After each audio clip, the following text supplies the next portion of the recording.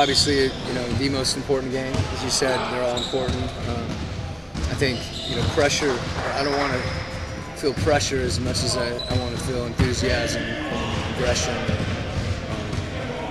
determinedness, if that's a word, determinedness. Yeah, I want to be determined. Yeah.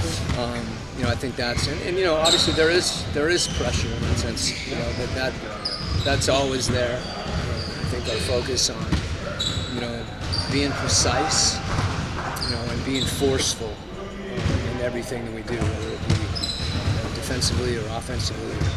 Those two words, I think, need to resonate for us. How much does home court advantage kind of play a part in kind of relieving some of that? It's helpful. It's really something. You always want to win on the road, but I think, particularly with our fan base, our fans, for the short time that I've been here, they've just been terrific and behind us in every way. We've played well when we haven't. They've picked us up. Hopefully, we'll give them something to. We might not play well the whole game, but we play well for a lot more of it than we have thus far.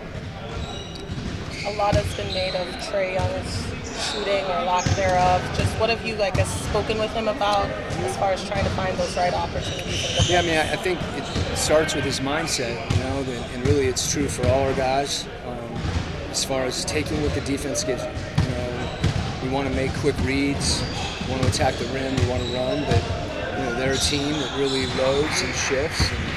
And if the ball slows down at all and they get set, sometimes a look from three is the best look you're going to get.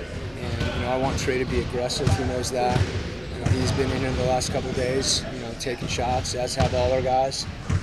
And you want to have a mixture, with your shot profile. But you also, there's a reason we took as many threes as we did last game. And you watch the film, and some of them are shots that we've made consistently. So I don't want us to be deterred by the ball not going in, and stop having that aggressive mindset. And Trae in particular. Is he here today? What's that? Yeah. Okay, I didn't see him on the court, so I didn't know if he had an excuse. Oh yeah, no, he was. He had a family thing.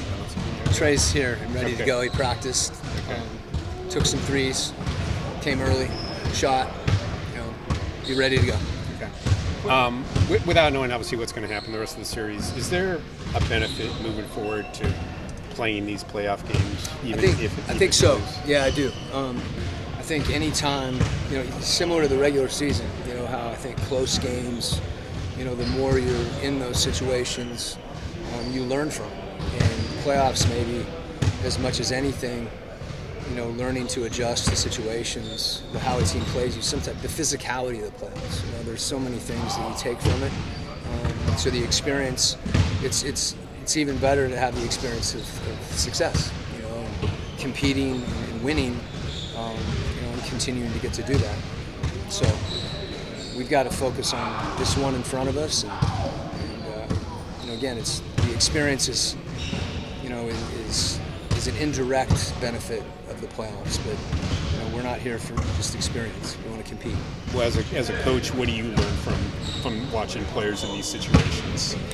The same things. I think part of it is, as a coach, trying to put your players in the best position that they can to be successful. The playoffs draws that out even more because people have time to game plan for you.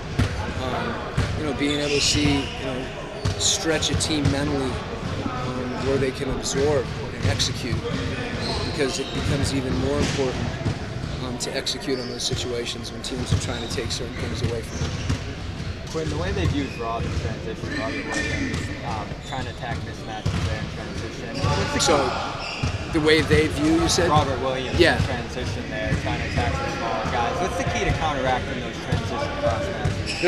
There's a lot of things that go into that. I think the first one is recognition, and to understand that the situation is only a mismatch in a certain space. A certain matchup is only a mismatch in certain situations. It's not a mismatch, around the basket for anybody. And I don't know if he's a mismatch in particular, but certainly cross-match that changes how you attack a team. And I think that's part of the recognition. You still have to do some of the things you do. You can't abandon who you are.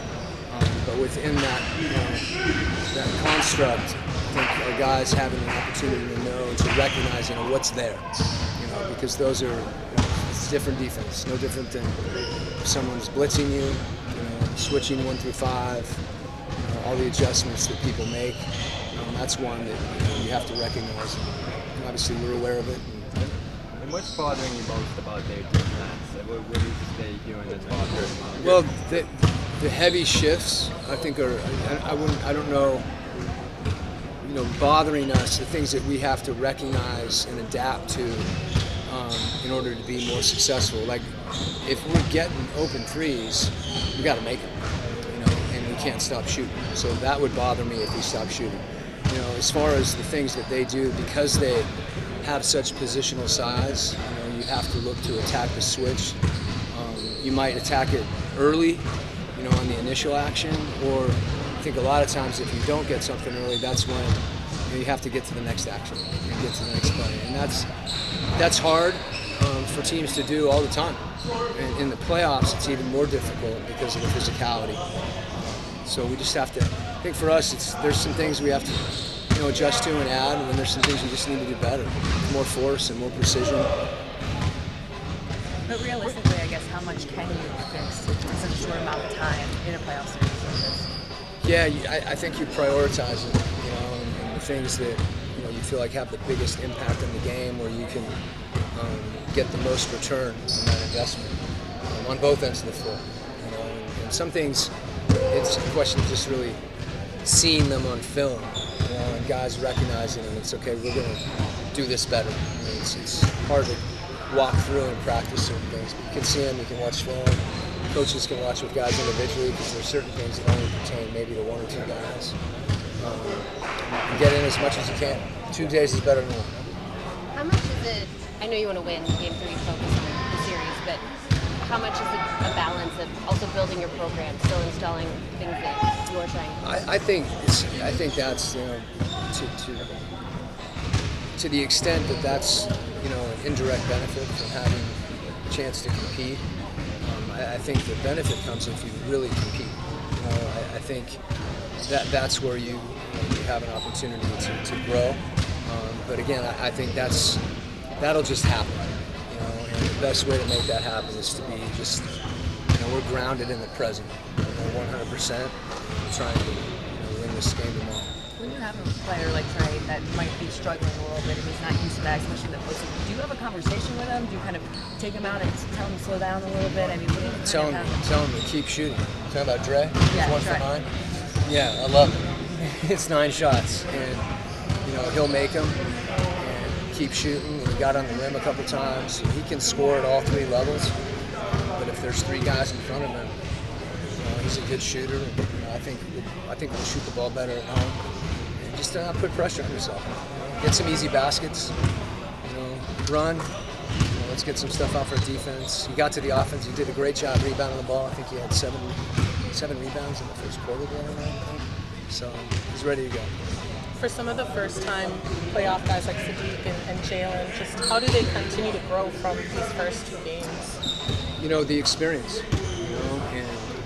and trying to be instinctive, not over. The thing that happens sometimes if something's new to you at some level is that you can overthink it. And both those guys, Sadiq hasn't hesitated on shooting. He's gone to the glass. Jalen is such an instinctive player anyway. Being out in transition, just doing the things that they've done, that have made both them successful and us successful. Quin, I know you weren't around here. If you looked at Trae's struggles last year against the Heat in the playoffs, and is there any comparison to what's going on again this year with him? And it's hard. Anything you It's hard to kind of compare year to year with different teams, different personnel. And when I say different teams, meaning our Hawks team this year versus the Hawks team last year. He's working defensively. Obviously we talked about precision for our whole team. he and DJ have the ball, so it's even more important for them to be precise as far as getting us shots, getting good shots. That's a responsibility of those guys with the ball. It's a good responsibility to have. And I know both of them take it seriously. As far as looking backwards, that's not something that I think is. I'm aware of every team that happened in the playoffs last year, or the regular season this year. We went through that a little bit with Miami in the playing game. What happened last year. I think our mindset there was like that's last year. And there's certain things. That's the experience that you take from it. But, you just keep competing. Thanks, Coach. Okay. Thank you.